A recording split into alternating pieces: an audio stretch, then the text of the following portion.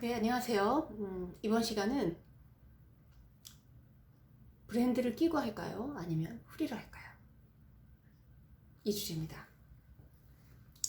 브랜드라고 하면 이제 저희 큐브레인도 하나의 브랜드고요. 또 창의 사고력 부분에 있어서도 또 많은 브랜드가 있고요. 그리고 이제 프리로 한다는 얘기는 뭐냐면 내가 그렇게 특정 회사의 교재를 공급받지 않고 특정 회사의 커리큘럼에 따르지도 않고 내 마음대로 교재를 선택을 하고 또 커리큘럼도 내 마음대로 정하겠다라는 거거든요. 그럼 내 마음대로 선택을 한다는 건 뭐냐면 시중에서 팔고 있는 그런 교재를 사용한다, 또는 이제 개인이 만든 교재를 쓴다, 이런 경우도 있는데요. 개인이 만든 교재라는 거는 사실 그 좀 한계가 있고 또 지속적으로 그걸 연구 개발을 하는 거하고는 아무래도 퀄리티의 차이가 있다 보니까 어머님들이 이제 그 선호하는지는 않으세요.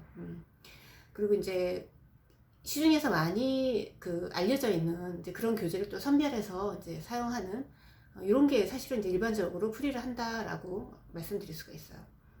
먼저 이제 브랜드를 끼고 하는 경우를 말씀을 드리겠는데, 이 브랜드를 끼고 하는 경우에도요, 그냥 교재만 사가지고 하시는 경우가 있고, 아니면 완전히 회사에 속해서 그 하시는 경우가 있어요. 예를 들면 뭐 많이들 알고 계시는 그런 학습지 같은 경우에 선생님은 그냥 선생님의 노동력만 제공을 하고 그 회사의 커리큘럼과 그리고 교재라든가 이런 모든 시스템을 따라가게 되어 있고요.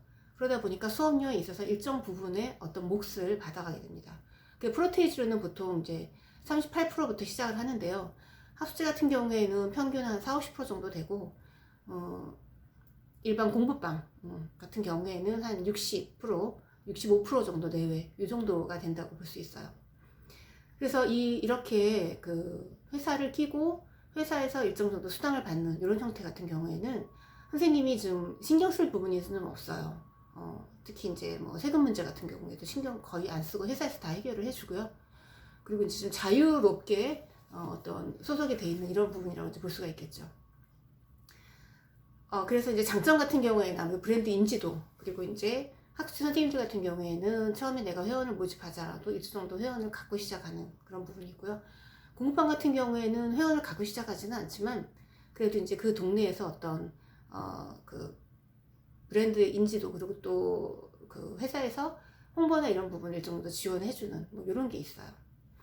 그런데 이제 브랜드를 끼고 해도 요즘의 대세는 뭐냐면 그 브랜드에서 제공하는 교재 또는 커리큘럼 또는 교구 등을 사용을 하는 거고, 나머지 이제 수업료에 관련해서 기타 부분은 이제 본인들이 알아서 하는 이런 경우가 사실은 대세예요. 그래서 큐브레인 같은 경우에도 물론 이제 수당을 제공을 하는 이런 경우도 있지만 요즘에는 이제 교재하고 저희 프로그램을 제공을 하는 이런 게 지금 큐브레인 현재도 대세가 되고 있습니다.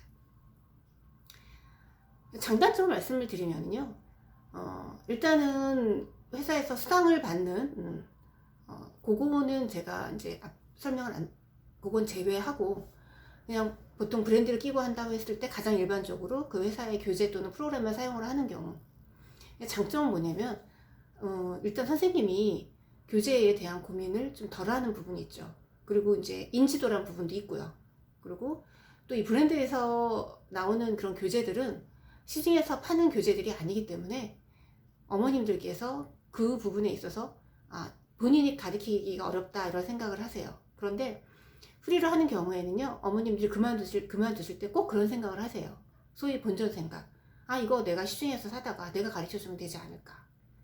그런 점에서 이제 브랜드가 어떤 교재의 어떤 유니크한 그런 부분이 있고요. 그리고 이제 브랜드는 그 교재에 대한 연구를 지속적으로 합니다. 저희 큐브레인도 마찬가지예요. 그래서 교재가 해마다 뭔가 업데이트가, 그러니까 리뉴얼이 된다든가 아니면 새로운 교재가 나오거나 이런 부분이 있어요. 그래서 그런 것도 사용하실 수가 있는 부분이 있고요. 그리고 이제 필요로 하는 경우에는 커리큘럼에 대해서 고민을 좀 많이 하세요. 올해는 어떻게 해야 될까? 뭐 이런 부분이 있어요.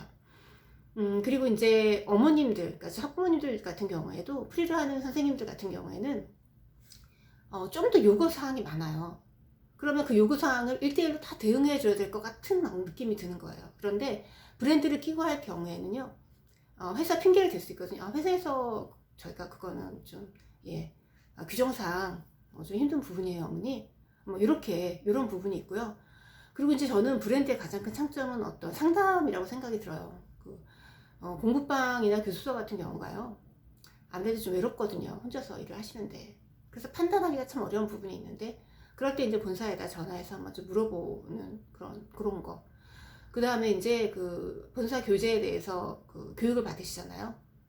그런 부분도 본인의 어떤 실력이 향상되는 그런 장점이 있고요. 그리고 이제 교재 같은 경우에도 예전에 비해서 요즘 많이 저렴해져 가지고요. 그래서 저는 이제 브랜드를 아무래도 운영을 하다 보니까 브랜드의 어떤 장점을 더 많이 이제 알고 있습니다.